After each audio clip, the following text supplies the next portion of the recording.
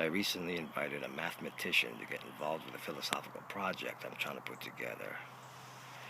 I invited him to get involved, and he scoffed and turned up his nose, saying the whole thing stank of metaphysics, which of course, as everybody knows, is safe to be dismissed as a non-factor.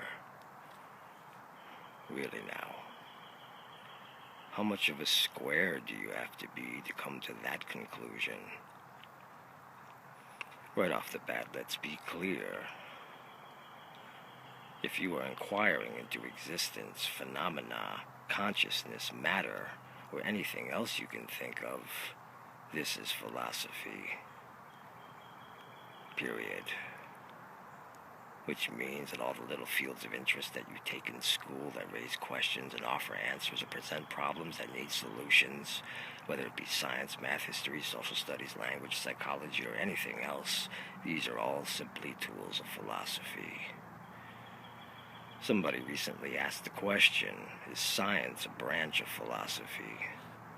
And of course I think the answer is yes, science is a subset of philosophy. Whether you realize it or not, or accept it or not, if you are anything beyond a mere mundane beast that only wants to eat, shit, piss, fuck, and sleep, if you are probing, making inquiries, asking questions, or performing experiments to gain answers, knowledge, or understanding, then you are a philosopher, or as mostly the case, a developing philosopher. It's important not to get stuck on a particular field of interest within philosophy and then cling to it with tunnel vision. All these fields of interest are like jigsaw pieces that are all equal and only present a clear picture when put together. There's not one particular jigsaw piece that is more important than all the others.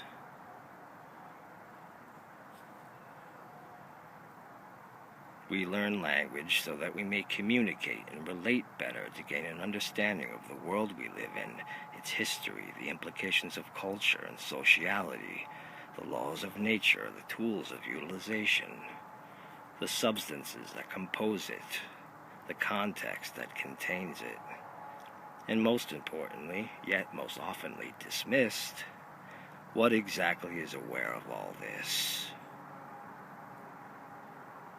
So all these methods of inquiry are tools of philosophy, and philosophy is a tool of exploration. An exploration that is only recognized as an exploration through a contextualization of experience. Experiences that are all constructs of an imagination. An imagination that is nowhere and is nothing. It produces everything, but cannot be identified by anything it produces. It is beyond identification. It is not existence, it is not non-existence. Both of these things are something, and nothing is not a something. Nothing produces something. So before we get into metaphysics, let's first just talk about meta for a bit. Meta is an outside reference to a parameter. So often people get stuck inside categories and classifications and believe them to be the be-all and end-all. So great. Congratulations. You have outlined something and given it clear definition. But just by doing this, you have erected borders. Anything that has borders can be observed and referenced from outside those borders. You may feel comfortable from a belief that this is not possible, but that's your business. But know that it's not based on anything tangible other than the thoughts inside your mind. A mind that itself is a representation of a parameter. So go ahead and dwell in your little box and proclaim it to be absolute. But just know that you are being foolish. For there are those that are outside your box looking in on you that clearly know and see different. Understand that your arguments are only profound and seemingly invincible to those who dwell inside that same box. To those with an outside reference, the arguments are seen exactly for what they are. Relative subjective ramblings of a prisoner of limited perspective. There is not any one inventory item within the contextualization of man that does not represent a parameter and that cannot be referenced from the outside or from the meta perspective. You have knowledge, well, there is also knowledge concerning knowledge itself. You have a theory, well, there is theory on theories themselves. Language, meta-language. Data, metadata. There is nothing that meta cannot extend into. You can have memory about memories, emotion about emotions, predictions about prediction, and concepts about concept. We can argue about arguing, talk about talking, think about thinking, and make observations about observation. So don't think for a second that things like nature, law, physicality, math, or science are beyond the meta. They are not. All of these things are contextualizations, and anything that is a contextualization can be approached from the outside. The only thing that might not be able to be approached from the meta are things without context. And I ask you, what would you imagine that could be? If you can name something, I probably won't disagree with you, but I can't see what you could possibly name beyond nothingness itself. The nothingness that you cannot hang a label on. A nothingness that cannot even be rightly called nothingness.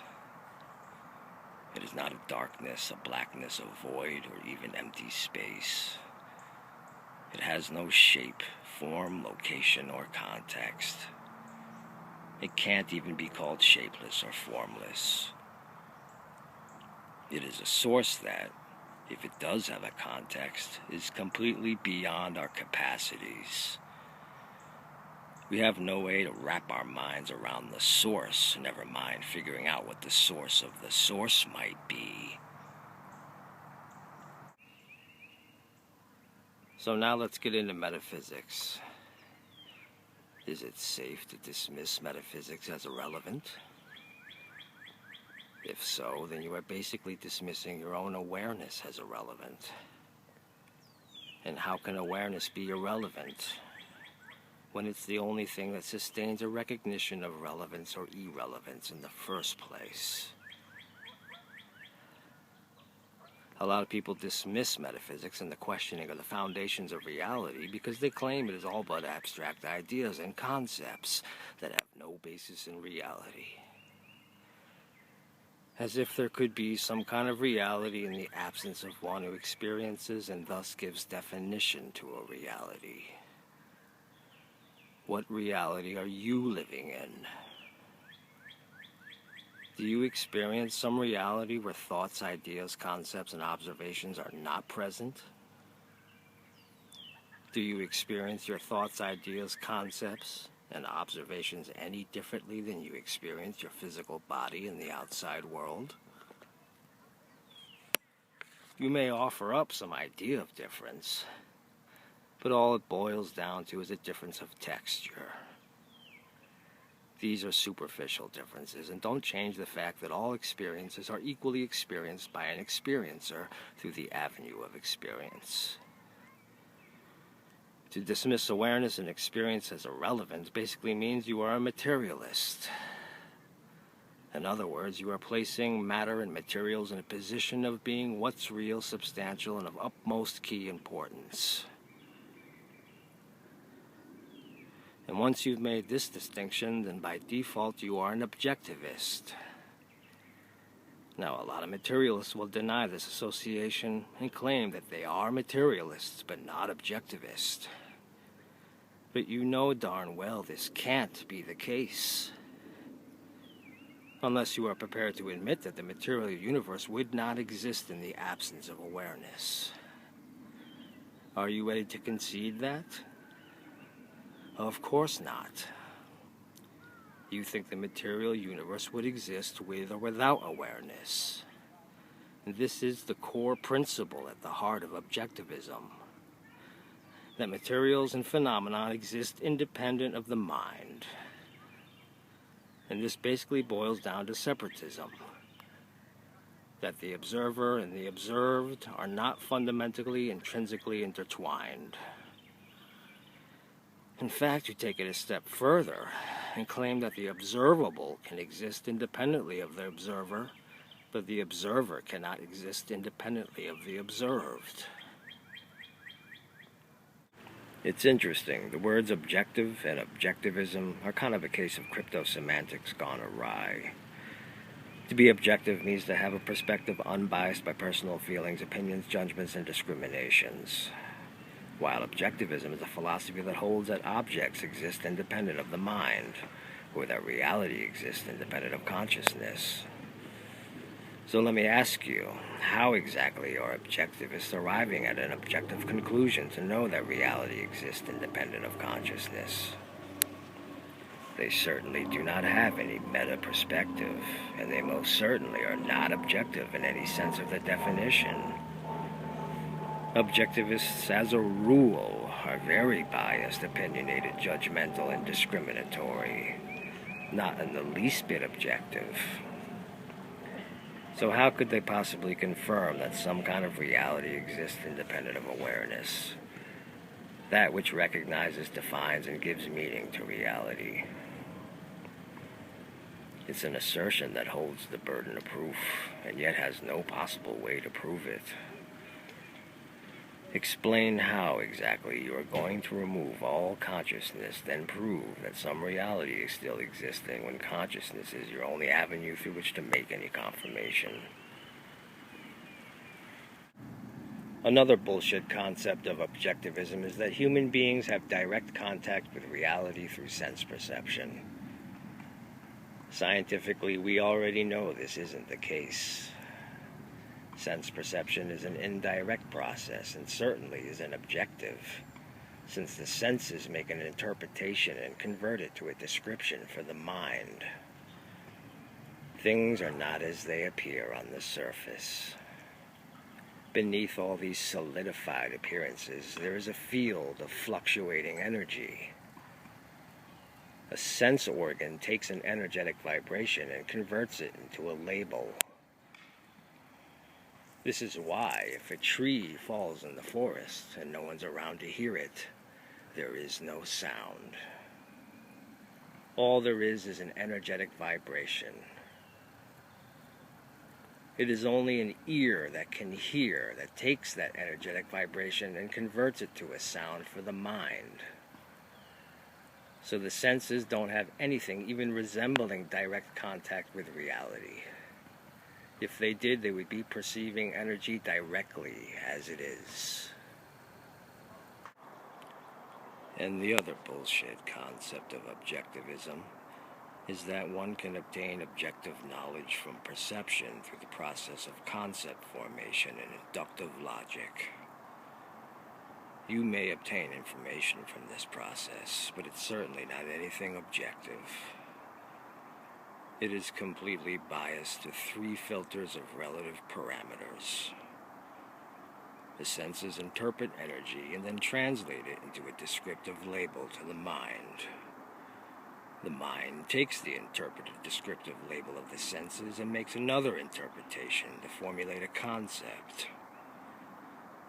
The tool of inductive logic is then applied based on an interpretation of a description of another interpretation. So obviously, any knowledge obtained based on such a series of discriminating processes can hardly be called objective. Now this will leave a lot of people scratching their heads. If this is the case, can there really be such a thing as objectivity?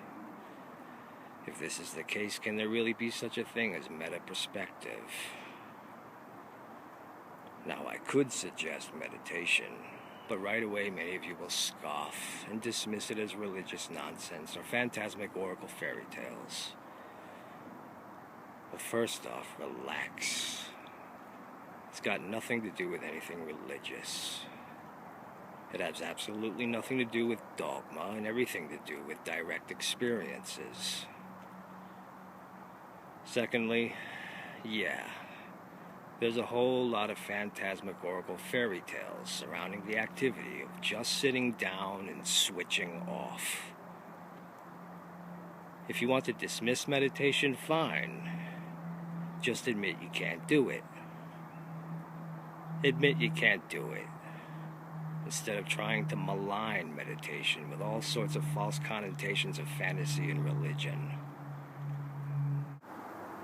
Meditation is an avenue through which you can consciously decide to make an effort to disconnect. A disconnection from your thoughts, beliefs, values, bias, discriminations, and judgments. A disconnection from your biology and your psychology. A disconnection from the world and the material universe. The experience of the oneness of pure awareness. An awareness that is aware of itself by being aware of itself directly, not limited to a description of a layer of reality by sense perception. This is the only reference that could truly be called objective, the only awareness that could be called a meta-perspective. After such an experience, it is quite evident that not only is metaphysics relevant an aspect of functionality, but the entire foundation that philosophy sits upon. Only conformists accept a paradigm without question. I'm not saying that one has to rebel against a paradigm, but one should definitely be questioning it. Not only questioning the paradigm itself, but also questioning that which is doing the questioning. Epistemology, ethics, politics, aesthetics, science, and math are all fine, but are inventory items within the paradigm. A true exploratory philosopher rolls up his sleeves and addresses the foundations of a paradigm.